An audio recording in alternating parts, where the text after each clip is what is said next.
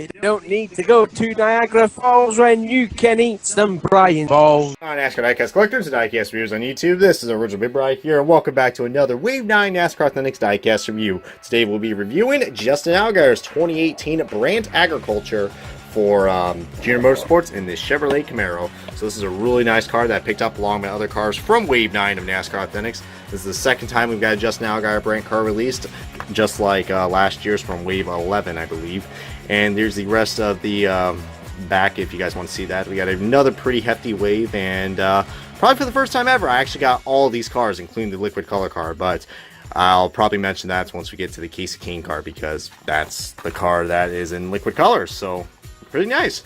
But without further ado, let's go ahead and start the unboxing and the diecast review of this Justin Allgaier car. Alrighty guys, we got the diecast out of its box, and before we get things started on this Justin Allgaier Brandt review, let's go ahead and look at the little accessory that comes with this.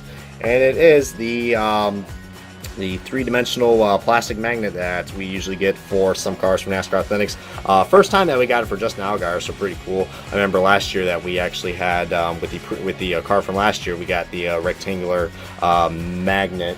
So pretty cool that we got a hood. I mean, the hoods are always a pretty popular favorite when it comes to these little accessories. Pretty cool. Still disappointed that there's no magnets on the back, but really nice. But heck, and if that corn doesn't make you look hungry, I don't know what to tell you. But really, really cool that we got that included.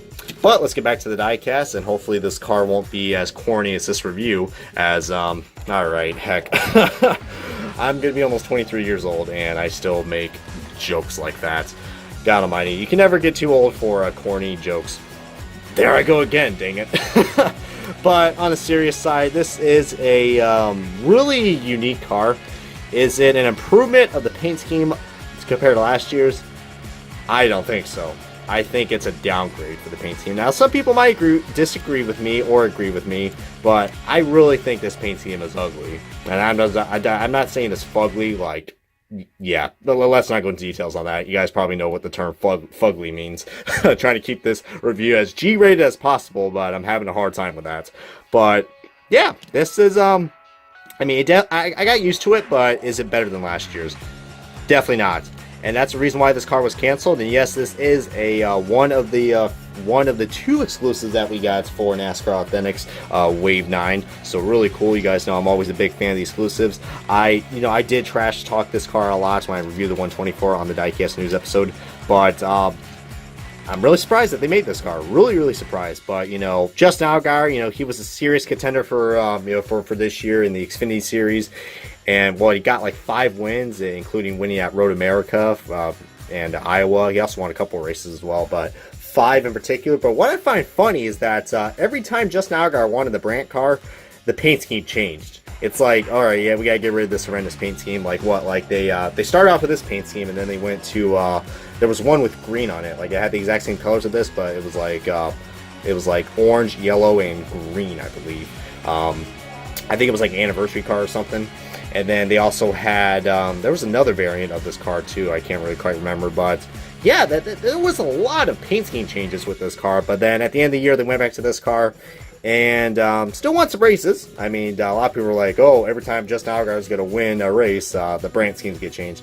And that happened for a while, like 3 races, and after that, he won it again with this paint scheme, and that conspiracy theory kind of changed.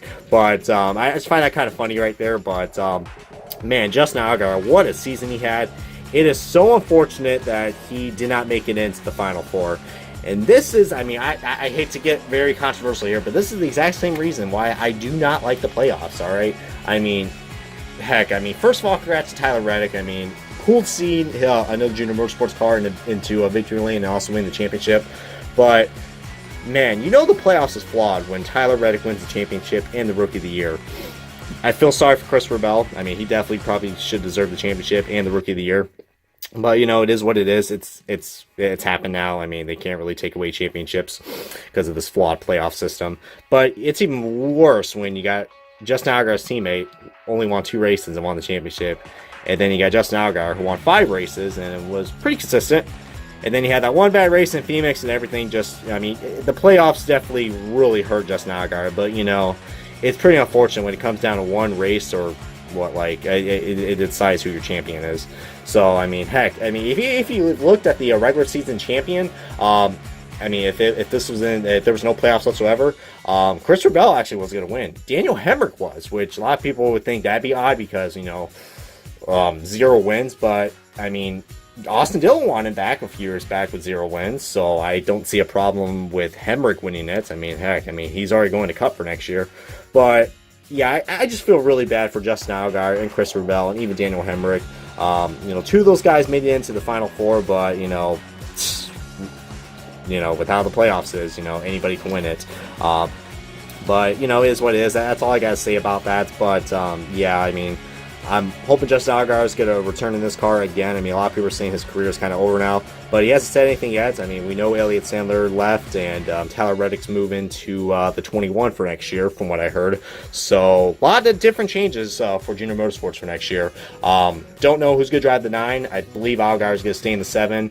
We all know Gregson's going to the 1, and Junior might make another return in the 88 from what I saw, or the 8, or whatever, I mean, for Darlington. So, Xfinity Series is looking very interesting for next year, but it's unfortunate that the playoffs has kind of ruined it for me, even though I'm starting to get back into it because I wasn't really a big fan of the Xfinity Series because, you know, all the Cup drivers in it. But I'm starting to get back into it, but just when I start getting back into it, we got this playoff system that we got for all 3 series.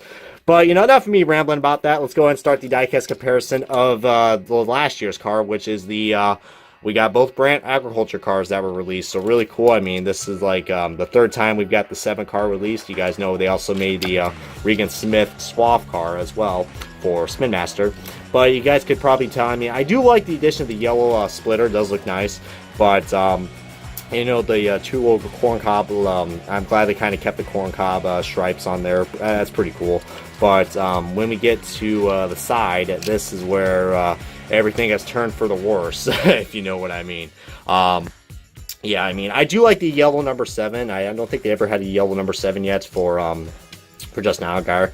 Correct me if I'm wrong, but I think he's always kept the 7 car because, well, like in 2016, this scheme was basically the same, but they had a white line. So, I really love the flames. I mean, a lot of people are, you know, a lot of people are like, oh, they got to change the scheme. It looks, it's going to look repetitive. And, you know, people got their wish to change the scheme, but I really don't like this year's scheme. Last year's, I think I just like it so much better compared to this year's. But you know what? It is what it is. I mean, even the side is a little bit, I mean, the back side is a little bit different with the yellow number. I mean, that's probably the only part I like, the yellow number. Sponsor-wise, still all the exact same. Yeah, guys, I mean, and of course, you know, Justin Allgaier did lost a little bit of sponsorship as well. So, you know, there's no Goodies logo and no Degree logo as well. Ironically, Suave is back in the car, so that's pretty cool. So, I mean, feel free to comment below which car you guys think is the best. I still prefer last year's car, but these cars are both DMPs, so I highly encourage you guys to get both of them while you can. I mean, we don't know, I mean, I know the Xfinity cars are a little bit, I wouldn't say they're hard to find, but when it comes to the DMPs, a lot of the Xfinity diecasts have been DMP'd, but we're just missing Tyler Reddick's car now, and I believe we're going to get that car for NASCAR Authentics, so looks like we're going to have all Junior Motorsports car released for this year and for NASCAR Authentics because we know they're going to make the Tyler Reddick Daytona win or the championship win. But yeah, this has been a wrap up, guys, of this diecast review of Justin Allgaier's 2018 Brandt Professional Agriculture Chevrolet Camaro for Junior Motorsports. If you guys enjoyed this diecast review along with other NASCAR Authentics diecast reviews, feel free to take a second and comment, like, and subscribe for more on my channel. I have a lot of great content coming up for you guys, especially for next year. So expect a lot of great stuff. I know the upload schedule has been a little slow, but now that the off season is here, I'm going to be really heavy on some NASCAR content and other content as well. But you gotta hit that subscribe button, guys, if you haven't already. And this is the original Big Bri, and I will catch you guys on another Wave 9 diecast review.